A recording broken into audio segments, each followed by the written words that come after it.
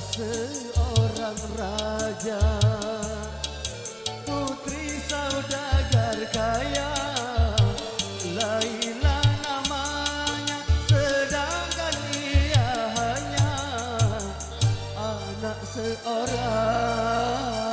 yang sederhana. Sungguh abadi cintanya Kais dan Laila.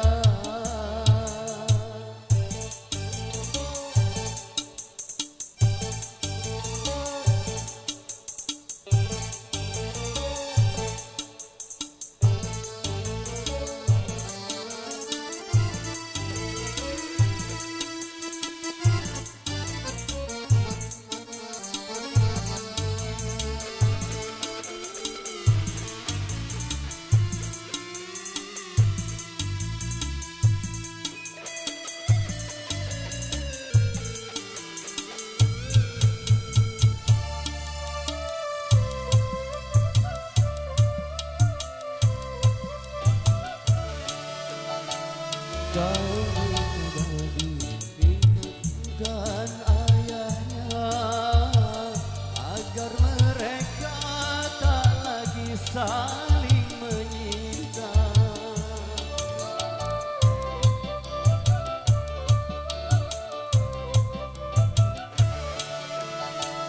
Kasihan Kais bagai orang gila, setiap hari menyebut nama Laila. Laila,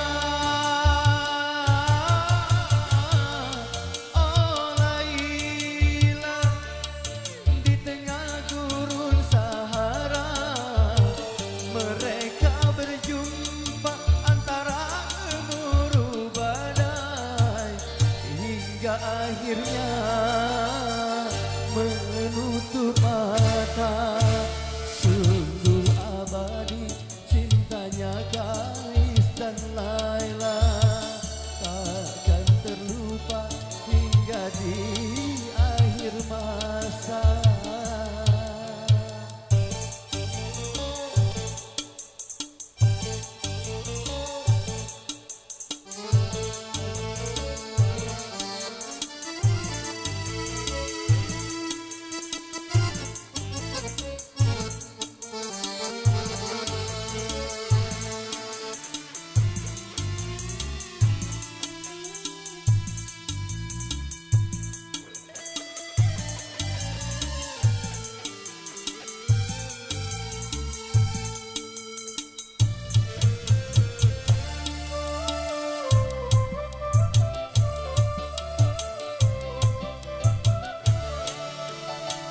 Laila pergi diasingkan ayahnya agar mereka tak lagi saling menyinta.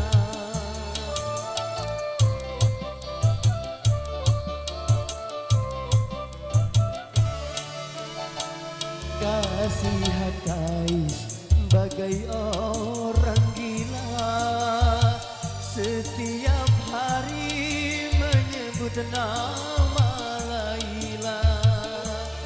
Laila,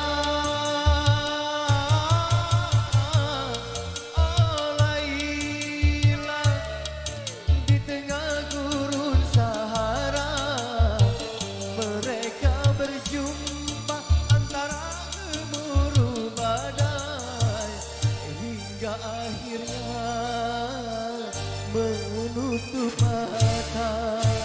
Sungguh abadi cintanya Kais dan Laila, takkan terlupa hingga di